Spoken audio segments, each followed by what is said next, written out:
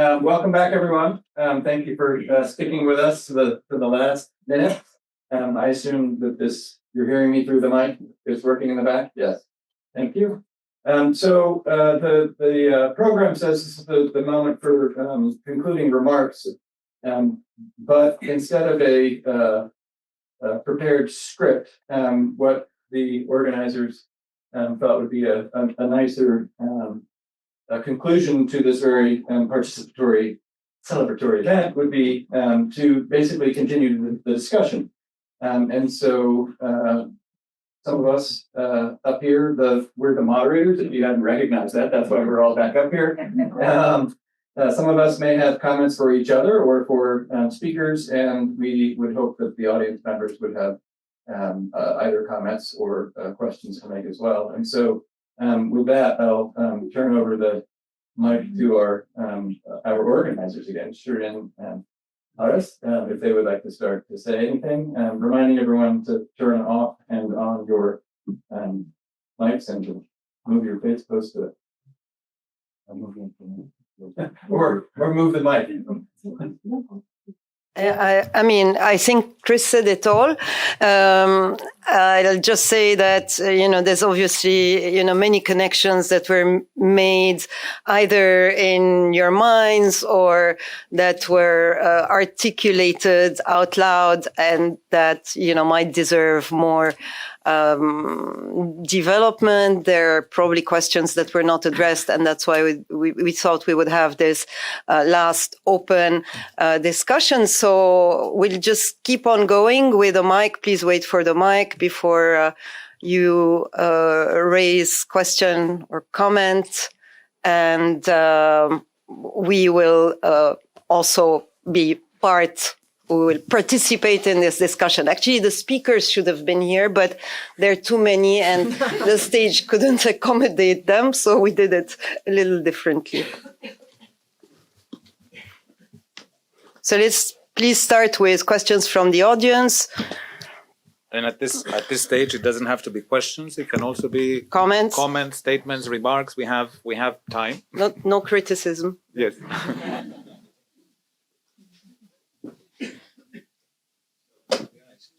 Okay, I'm going to break the ice because I suffered from serious FOMO, having missed half the symposium. I can briefly share very, very few impromptu thoughts about the panel I had the honor of chairing this morning.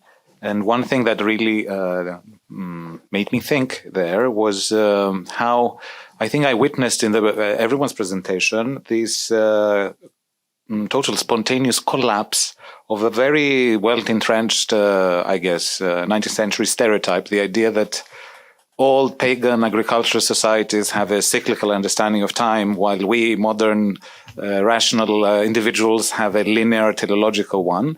And I think that was evident in all the presentations in one way or another. So I think that cyclicality is very much in our lives as post-industrial revolution, even information revolution beings. One other thing that I noticed was that in quite a few analysis, the city, in our panel's case, the city of Istanbul, was a kind of protagonist in the rituals that were discussed. So that's something that always interests me, the idea of a place as a kind of agent. So the cities were, for example, Henry presented this beautiful silk object where the very generic idea of an emperor Byzantine emperor who has become basically an abstraction, imperial power, was flanked by two personified cities. We saw how in the Hittite period also the many gods were honored and exercised or basically called the god of so-and-so city. We saw how in Sinem's wonderful contribution, we saw how the actual parts of the urban life in the city were paraded on the streets as miniature shops and the microcosm that surrounded them. So that's just a few scattered thoughts. Really, one thing that still troubles me is that, especially when we organize events like this around the idea of diachrony, it's always very tempting to fall into the trap of speaking uncritically about continuity. It's not the same thing. Sometimes there is diachrony of a phenomenon with many ups and downs and ruptures because of human nature and because of, universal ideas. So it's not always easy to, or I think desirable to connect the dots and say, this is clearly a reworking of a Byzantine tradition, or I catch myself doing it. So I have tried to develop a reflex against it. But other than that, that's my first thoughts. I don't know if it triggered anyone to further contributions, but please. I think you've pointed to a very interesting problem there, because I was very struck during these talks about how much evidence the Ottomanists have, which I would love it if Byzantinists had the same amount of evidence, but we operate with many fewer surviving monuments and fewer texts as well. So it's very tempting for us when we see these Ottoman ceremonies interpreted to sort of think back, there must have been the same thinking behind the Byzantine ones. But as you point out, you can't assume this. Even if some of the same forms are continued forward, they can change their meaning in different contexts. So this certainly, the cross-diachronic comparisons are very interesting, but there also can be false friends. They're dangerous in a way.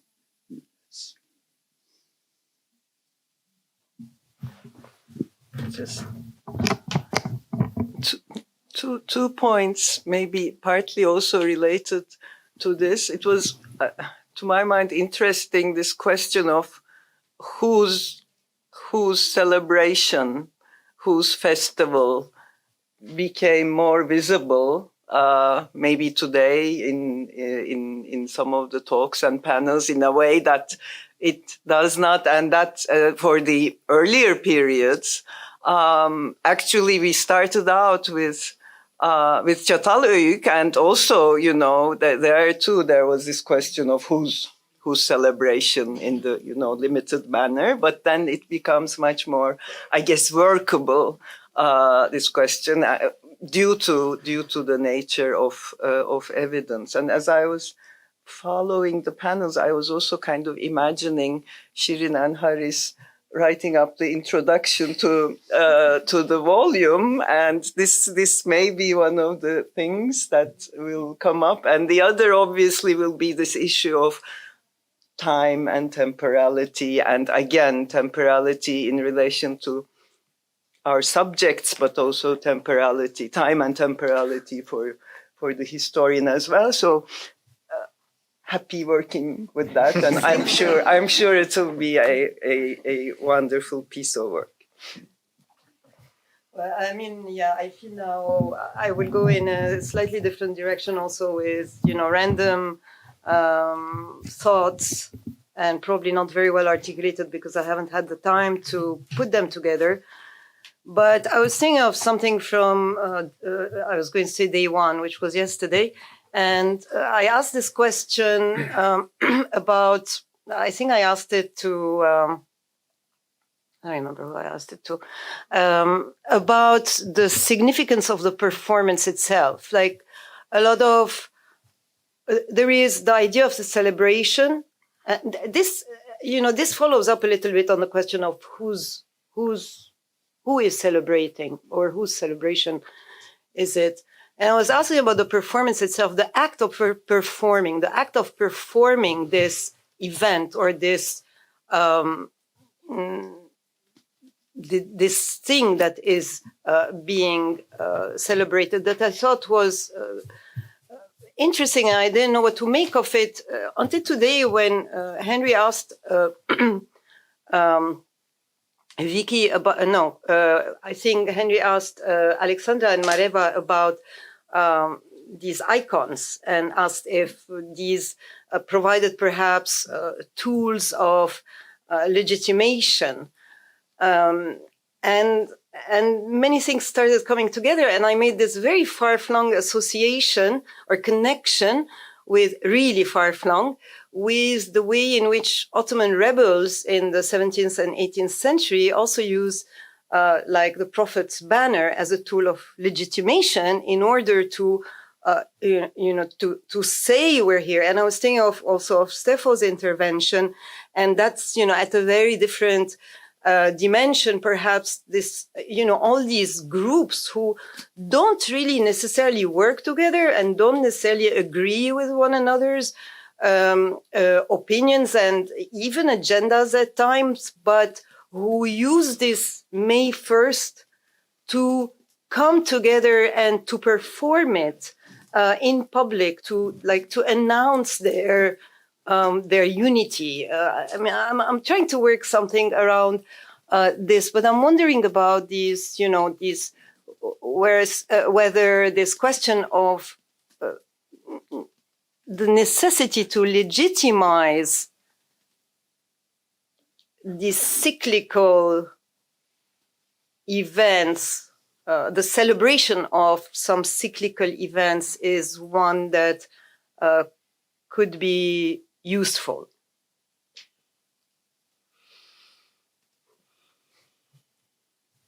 Or that, could be pertinent to, could be made use of, could be pertinent to many different contexts. I could possibly follow up a little bit. I was thinking to both to all of your comments here. I was thinking a little bit now when the last panel came to, so to say, modern celebrations, and suddenly I found myself associating to Mother's Day is a very modern celebration. It started in New York, I think, around 1900, when a wealthy woman wanted simply to honor her mother.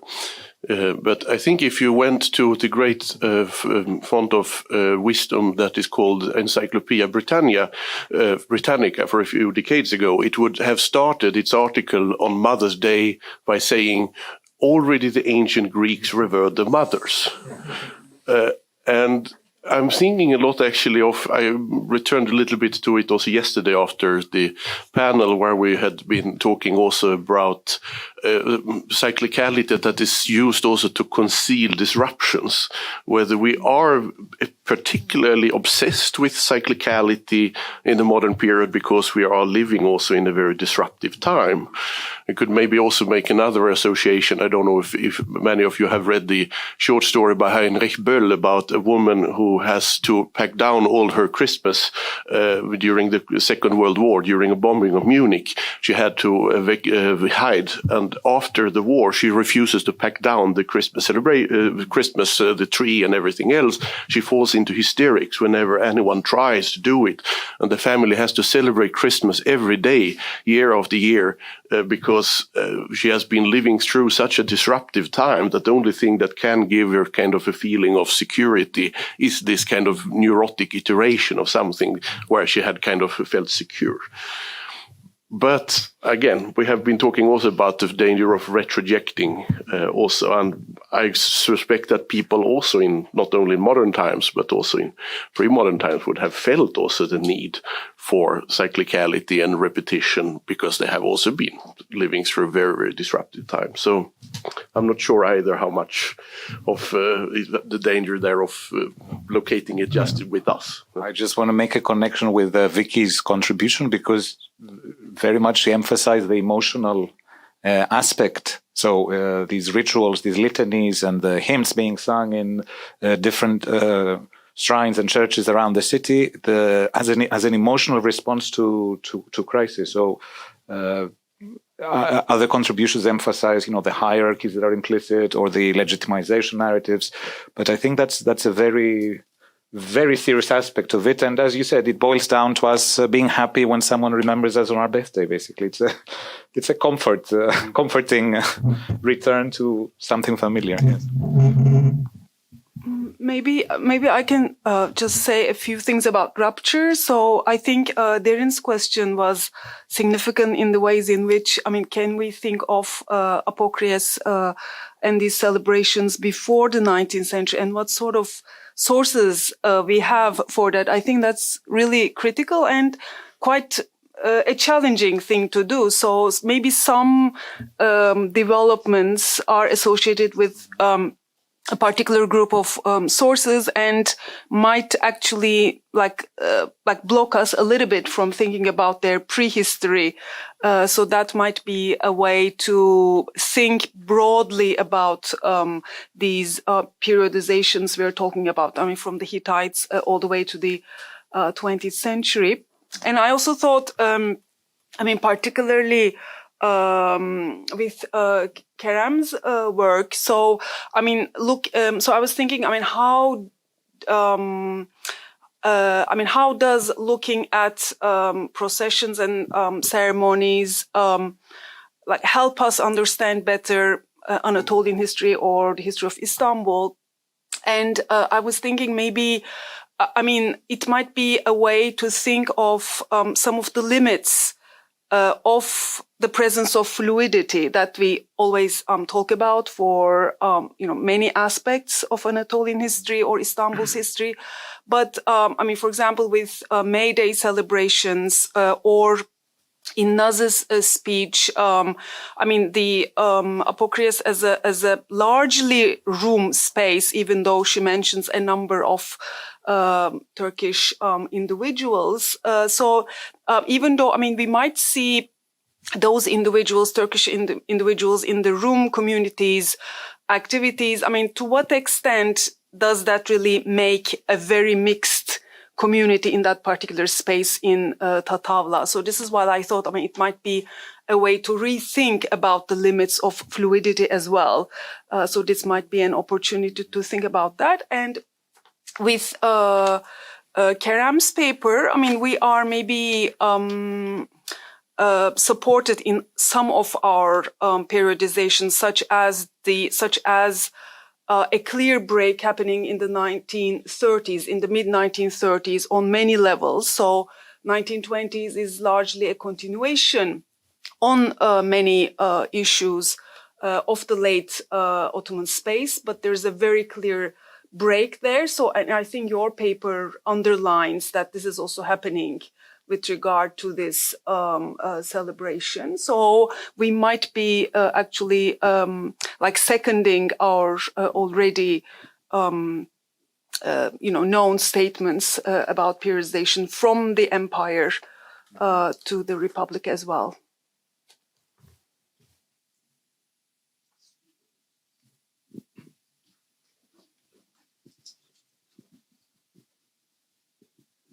I just want to ask this question to Shirine and Haris about how you negotiate the title of the symposium, which is celebration and commemoration. Those are two very different things. The last set of presenters was really talking about commemoration more than celebration. Or in the case of May Day, it's a little bit different. In the earlier period, like the Nevruzia, that Sarah gave a presentation, more a ritual and something that Çiğdem emphasized. The title, and as we've talked about the lack of sources as we go further back, how much can you use the term? It's a question of typology and taxonomy. How much can we talk about? We can say festival in the Hittite period, but how can we really say it's a celebration? In the same way, because you have a very diverse temporally collection of papers, there are things, commemoration to me, it's restorative nostalgia, right? It's state regulated. You can make the argument or what have you versus celebration. Carnival doesn't fit into those two categories per se. It's not a celebration of something. It's almost an anti-celebration. You could make an argument. So how are you going to negotiate these very vast group of papers, right? Besides the temporal issue, because there will always be a temporal issue, but just the basic typologies of what constitutes a celebration, a ritual, commemoration. These are very different things from my point of view. Thank you. So I have a very quick answer to at least one part of your question, which is that in our minds, the typology was practical and simple, maybe too simple, and we will have to rethink it. But we understood commemorations as actions that are in relation to an event that is perceived as historical, right? A past event. And celebrations, we actually wanted to emphasize the more general aspect of it. And I think the carnival is the celebration of celebrations. If at least that's how I've experienced it as a mascara myself. It is very much anti. You're perfectly right. It's I mean, if we follow Rabelais' analysis of what it is, it's the world upside down weirdly in a way that reinforces every single hierarchy that has to be reinforced so that life goes on. But yes, I don't know, maybe it's a flimsy answer to your question, but the idea was that to involve both commemorations of, let's say, historical events about the past, as each culture community perceived it, about their historical past, as opposed to more metaphysical or more the rest, let's say, which we lumped up together under celebration. Am I right, or am I making it up along the way? Yeah, I mean, I definitely agree that we didn't, make a big deal of it at this point, but these are definitions that will probably come forth or become clearer and clearer as we probably proceed to stage 2 of this long event.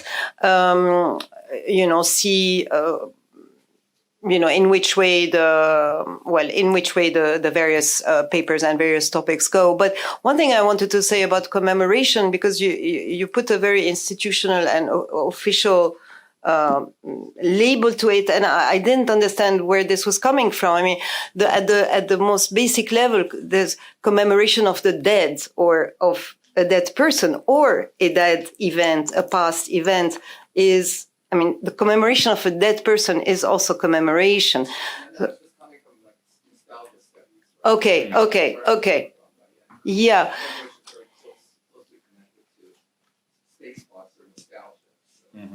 Yeah, and these, I mean, to the extent that, that's a big question, actually, to the extent that these will need methodological clarification, I'm not so sure, but we will see. I mean, I think we'll have a lot of work. A lot of work to do. Your hand up in the back. Yeah. Sorry, I thought it was an open. That's why I raised my hand earlier. But I think it was more of an answer to the question that you just answered. That in our case, it's at least in Byzantium, it is extremely clear because they say they celebrate these commemorations. So they say we happily celebrate. They use the word celebrate with the word commemoration. So it's extremely clear that commemoration and celebration goes together, and it is. In terms of, I guess, nostalgia studies, in terms of the... Yeah. No. Yeah, but that's the thing, like, I was thinking the same thing in terms of, like, can we... Because I had the same question in my head in terms, can we say the same thing about the Hittite ritual? Because I know, for example, in classical Greece and archaic Greece, these processions have a very different character and very different. It's not as a commemoration in a way. It's more like a festival, and so it is a fair question. But yeah, so. And I would just add that it can be a festival and a ritual and a commemoration and a procession all in one, and it's somewhat banal to say, but one of the things that I was struck by was the repeated mention of choreographed movement as part of a celebration. And I don't want to be ahistorical and say that it has anything to do with continuity, but the anthropologists among us, or the sociologists, might have something to say about that, and they have said things about that. But with respect to Ian Hodder's lovely image of the entry into a Neolithic house and the prescribed route through generations from door to the dirty space and the younger burials commemorating death, to the burials of older people, and then what he was calling the white plaster sort of ritual area. That circular motion to our Hittitologists, I won't call you Hittitologists, sorry, our archaeologists of the Bronze Age and our Hittitologists didn't focus too much on the ritual itineraries, but those are they were mentioned, and they're quite huge with respect to state practice of religion and festivals, and I could go on and on. In each of our periods, the Greco-Roman tradition of processions is well known. Ian Rutherford talked about pilgrimage in the Greco-Roman context, and it comes all the way through. And so the choreographed nature of it, I mean, Shirine, this responds to what you're saying about performance. But anyways, something I thought worthy of highlighting in an introduction to an edited volume on, say, this title. Just I would like to add that in performance studies, celebration is a very inclusive term as opposed to festival, for example. That's why to me, it's very meaningful, because a celebration can be ecclesiastical, it can be religious, it can be secular, it can be political, and it can be in open ground, and it can be in inner space. It can be married. So it's much more inclusive as opposed to festival and ritual. Ritual is much more confined, and festival has to have an organized program. But to me, and to the definition mentioned in the performance studies and anthropology, methodologically also, it's a much more meaningful category, I think. It can be applied to each one of these. Just I would like to say that. Thank you.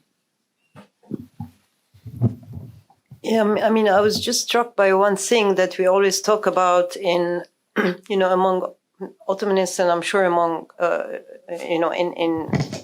in probably many fields, that what is the terminology employed, and what do people, Vicky was just saying that, in the Byzantine context, there is talk of celebration, of commemoration, and this may not be the same. I mean, obviously, this is not going to be the same in every language, in every culture, in every temporal or geographical zone. But this could be a very, again, if necessary. I don't know. I'm still thinking about about this question and how can it be tackled? Because, like Suyong remarked, I mean, we're dealing with a huge temporal zone and geographical zone as well, and going from very urban to some more provincial, more townish, more rural spaces. There's a lot of diversity. What do we do with it? I mean, how can we conceptually frame every single one of these notions that we're bringing forth? But I was thinking, yes, I mean, terminology, looking at the terminology of the time, of the place. I mean, this could be one place of departure. Very technical answer. Complicate this a little more. I was also thinking about how you brought into the program, and we had this long discussion yesterday about cycles of production and seasonality in relation to production, so time in relation to production. So it's it may be one of the questions to tackle, right? How do you relate these to issues of cyclicality in terms of celebration and ritual, and that also the nature of this question may also change with agrarian rhythms in relation to industrial and urban rhythms, and so on. So this is just maybe a further aspect of this very, very inclusive program that we were part of for the 2 days. I can make a comment for the Hittite period. So since they believed that the gods were alive, they were celebrating them. So they are not commemorating the gods because they're not dead. So they want everything for the future. And if they commemorate somebody, let's say it's a deceased king or a deceased royal person. So commemorations are done, for example, in different kind of chambers, which are dedicated to the kings, mainly in the capital city at Hattusha. But the celebrations, they're always for the future. They're always for the good. And they're never for the negative, because they were so much afraid of the gods that they always tried to even change the oracles. They ask different questions so that they get a positive answer after a while. So they change the question all the time. So this is why the commemoration is not related. It's not like the Panayi, like in ancient Athens, for example. So yeah, I just want to say that.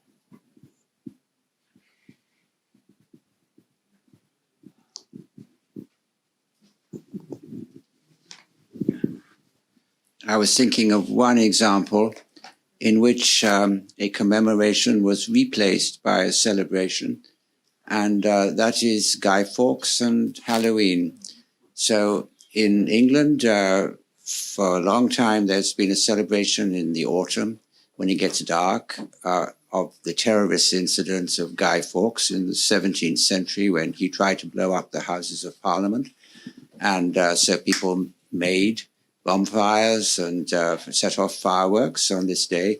But gradually now this has been replaced by Halloween celebrations imported from America, which I would say are more a celebration, the same time of year, the same purpose in a way, some of the same features, lights and fireworks, but it's, you could say, almost more multicultural, that it's not sort of one particular history, but it could apply to any number of immigrant histories. So it's now become more popular in England.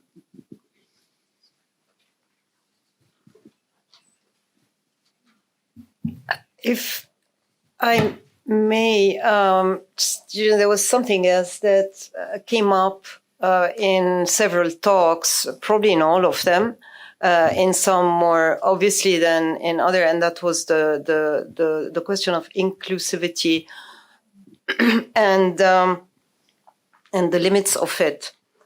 And one thing I wanted to ask Alexandra and Mareva about this the very participatory nature of the anastenaria, which can only be about that, but is nonetheless seems to be exclusive to a certain part of the community. And if you could tell us a little bit more about this. This was not very clear to me.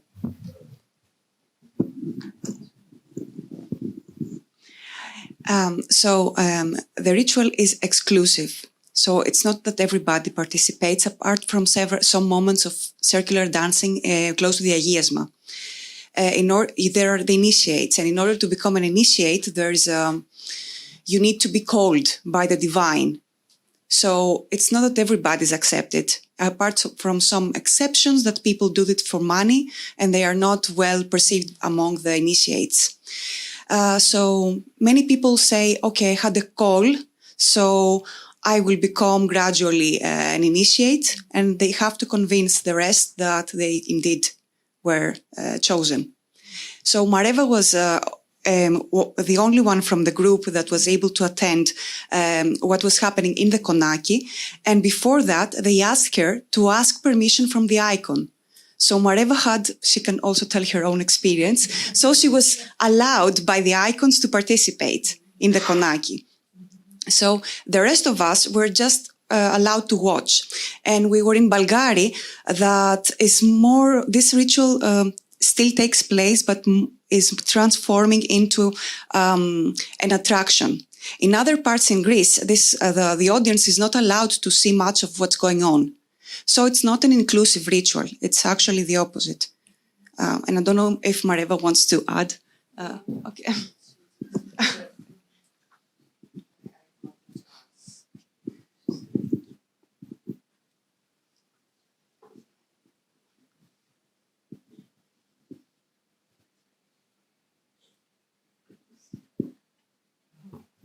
I mean, the point of the question is to go back to the question of whose celebration this is, and in which way do you actually do you engage in this celebration, or do you participate? What does it mean to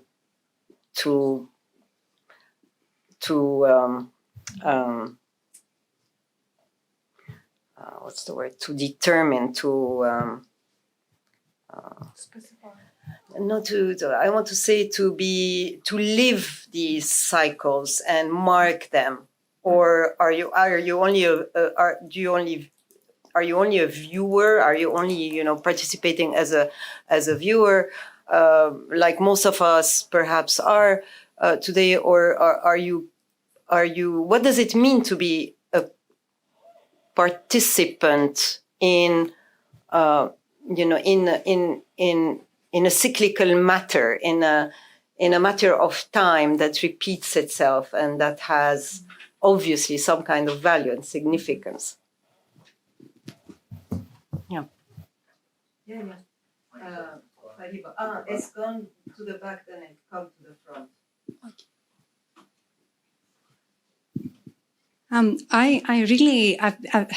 That's an excellent question, a very difficult question. And I've been thinking the same thing about participation. And I think there's two ways of thinking about this. So the first one is like, who is present? Who is viewing the ritual? Who is part of the staging? Because bodies being present within space is also part of staging and affects how people perceive the actual ritual. And the second way of seeing this, thinking about participation, is who can attune to the meaning of the ritual. Because, for example, if we all go to my village next Easter and take part of the litany, not everyone will have the same understanding of what is happening there, compared to maybe someone who's 96 years old and spent the whole life in the village and also believes in, the deity that is being venerated. In this case, so I think it is multifaceted. And in terms of methodology, I don't think there is one way or the other. There are multiple ways of seeing the same event and studying the same material with different lenses. So it's like a reflection. I have a very small addition. I think that's you're on to something very important, because historicity is something that's important, I think, for participants as well. Going to a one-off event, to a one festival for once, compared to repeated attendance, is an entirely different ball game in the cyclicality concept. It retriggers memories. It repositions you in a community or outside of it. It's a way, even the most merry ones like Baklahorani, it's always a way of remembering the dead. Both happy and unhappy festivals have this trait, at least traditional ones. May Day is, in a way, a commemoration of two dead activists originally.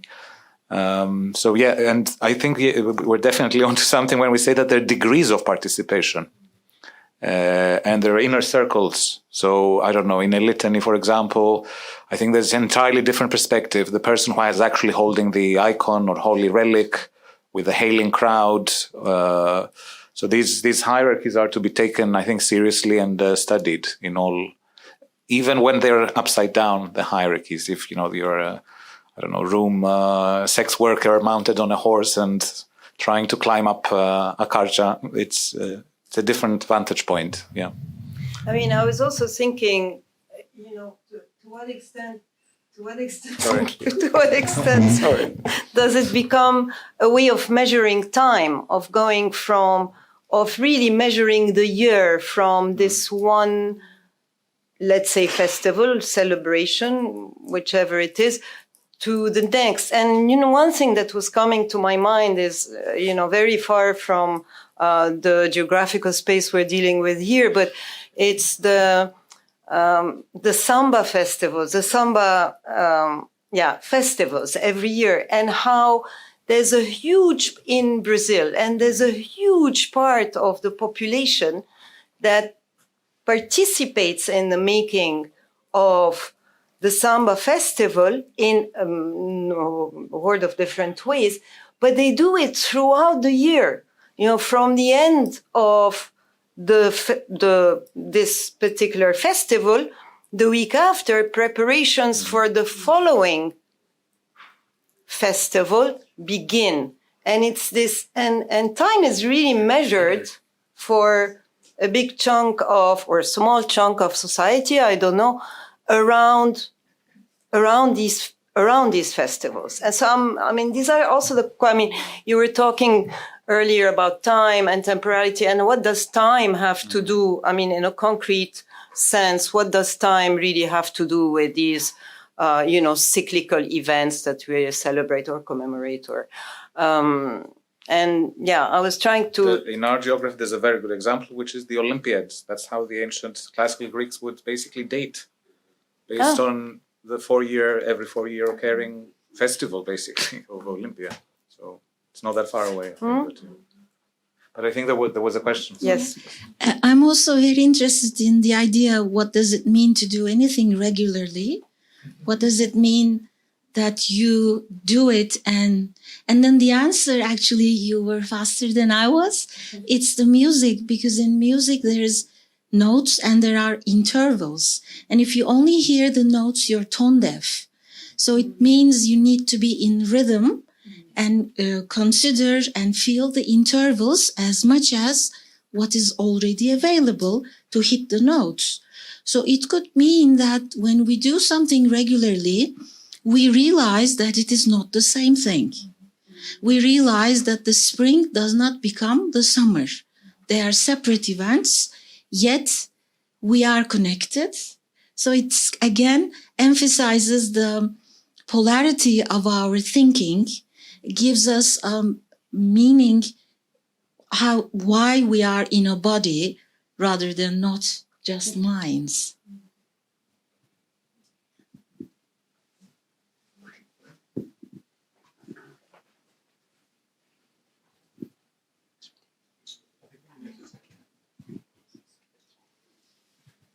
Thank you. Well, just thinking about how an event that may be initially commemorative can change in its focus entirely, and be broadened and become perhaps more of a celebration and less of a commemoration. I go back to the idea of Mother's Day, which, as you said, Olof, was very much a commercial idea in America, but that apparently is not true in England, where it's celebrated very much now in the American way, but on a different day. And the reason for that is that it's a feature in the church calendar. And the reason why it's a feature in the church calendar, apparently, is that when society began to change and young women from the countryside went away from their native villages for employment, the church set up an annual commemorative day in which they were to return to their mother church where they were baptized. And then that became, of course, a visit to their family and to their mother. And so you can imagine the progression. But it was, in the terms that we're discussing now, very much a change of emphasis over time. And yet it's a cyclical thing, but has to do with personal identity in both cases in some way. So I just put that out as an example of how we have to be alert to changes in social circumstances when we talk about these things. I was just, maybe I can just add briefly to that, because it was also, as you also mentioned about Halloween and Guy Fawkes, One, I think, interesting aspect that has kind of been touched upon, but could maybe been a little bit more looked into is the very central aspect of imitation. I was fortunate this March when we had two Islamologists here who wanted to visit the Mosque of the Holy Mantle by Chapa, which shows every Ramadan they are showing the mantle, or actually more of like the tunic of the Prophet. And there were separate queues for men and women. And afterwards, when we compared our notes, let's say, it was very clear that the way in which men and women interacted with the relic was so totally different. And of course, because we are imitating animals, and there are so many celebrations and rituals that emerge simply because people are prone to imitate each other. And what I do think is interesting in a context like the Ottoman is how much also it happens that communities begin to imitate each other. And here is, for instance, Izrile, I think, is an extremely interesting example here. We could also make similar arguments for Halloween, or as I think, for instance, Hanukkah has grown more and more to be very Christmassy in the last 100 years. Partly, I guess, also because lots of this happens through children who are seeing that their playmates get to have all of this and this and this on a certain celebration. Why don't we get to have that? And so that there is a certain also happening with time and assimilation of communities through simply by imitation of each other's celebrations and rituals. Speaking also of American Britain, because of course, which are, I guess, especially prone to imitate. So, sorry, Amir. Oh, yeah. Very welcome. While talking about this cyclicality, listening to you, listening to Alexandra and Mareva's talk, their villagers maybe, wanting to go counterclockwise to, rotate the linearity of time, yearning for the past, but it kind of feels like this cyclicality yearns for a sort of a linearity too, in a way, because you need some distance to that starting point, to the moment that you commemorate, in a way. I am thinking about Nikos Kazantzakis' novel, this Christ Recrucified, where he takes this idea of commemorating exactly to an extreme where the villagers actually crucify the Christ once again, and after that point, what is left to commemorate? I mean, that the history ends there. So that's why I think like this linearity and cyclicality kind of needs each other in a way. And since everyone talked about Halloween and reclaiming and imitating their commemorations and celebrations, I just want to say about these Çiğdem Mieville's, this celebrated novelist, seminal talk on why left should reclaim Halloween. I would suggest all of you to listen to that short talk. That's really nice. Thank you. I think certainly there was a very good slide by Suzanne Görken, I think, where she had superimposed the Hittite sort of milestones in a life. So there was a linear, and over them was the sort of circular recurring. So I think it's definitely the case. For me, the example that's closest at heart is the church calendar. Like Christianity is supposed to be a totally eschatological and teleological, let's say, narrative, looking forward to the second coming and end of everything and beginning of everything. But we experience this every year as very much a circle of repeating and repeated rituals. And I missed Ivana's talk, but I'm sure she drove the point well, because Cora is a treasure trove for precisely that. Yeah, but definitely they should, and not just for now. I think back then as well. I don't think it's us versus the ancients kind of debate. I think they've always been in a cozy relationship with each other, linearity and cyclicality. Yeah, can I add to this? So the resurrection is part of an ancient belief. I'm not an ethnographer. I'm just interested in the topic. So there is this very interesting book by Fraser, The Golden Bough. So there is this idea that we have a scapegoat that takes all the sins of the people. This is what happens also in Kazadzaki's book. So this person has to die healthy and with honor. And this is repeated in religions and also through these rituals related to fire. Also in the carnival, like we burn the carnavalos.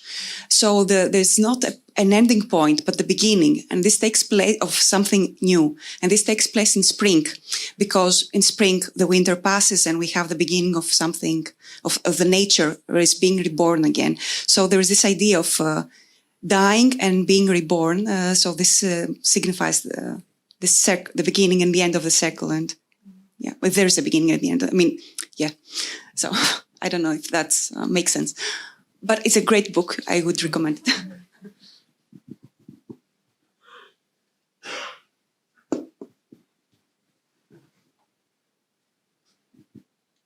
I just wanted to add a very small remark, and I'm sorry in advance if it is kind of a romantic thing, and also sorry because I will mess with the terminology a little bit more. But I wanted to turn back to this question of temporality and whose celebration is it? And right now we are all a part of a annual symposium, which is technically a seasonal event. And in fact, it is an anniversary, a 20th anniversary, which makes it some kind of a commemorative, or at least like it's an anniversary. It's like a double cyclical, like it is the 20th circle. And I think a symposium can be defined as a intellectual celebration of knowledge. Partly, perhaps it's kind of messing with the terminology a lot, but in terms of, like, when I kind of feel like I'm celebrating something. So maybe this is something to think about with the introduction of the, second part of it. So maybe like we are all, while discussing celebrations and seasons and cyclicality, we are also part of a celebration and a cyclical event. So yeah, I just wanted to add that. I don't know if it makes sense, but yeah, thank you. Thank you. You took my final words. No, seriously.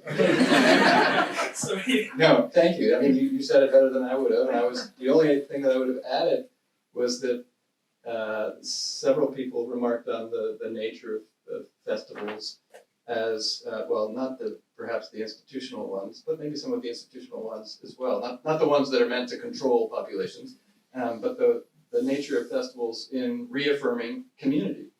And that's what I was going to bring together with this anniversary celebration, which Shirine and Haras have so well choreographed for us. And so, yeah.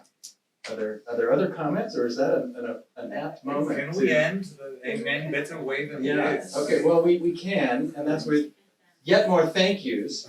So please let me just again, they've been thanked many times already, but the ANAMED team, especially Emir and Ebrar, but also the sort of behind the scenes or front and center scene, Erkin, Hilal, Doygu, Ayşe, or Jun Murat, you all saw them running around when there was construction noise or lack of coffee cups. Then beyond them, we have contributors to the translations, Fariba, Sezin, Barak, and Duru, who've also been running around. We have our simultaneous translators, our simultaneous interpreters in the back, and I see Andressa, Jordan, and Kathy, and Justin as well. Thank you for, when we're speaking very fast, for translating very well, and for also doing it when we're talking slowly.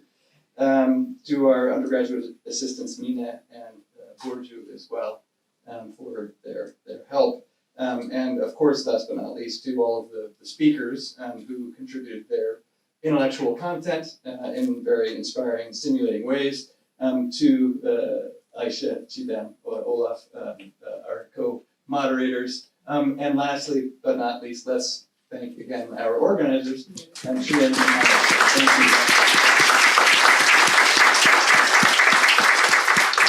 Now, before everyone leaves, I think, at least before all the speakers and moderators leave, I think it is a tradition to have a group photo of those who Survivors. Exactly, the survivors, to come up here to the stage. We'll amass for a group photo. And last but not least, thanks to all the audience members who have contributed your meaningful thoughts as well. Thank you.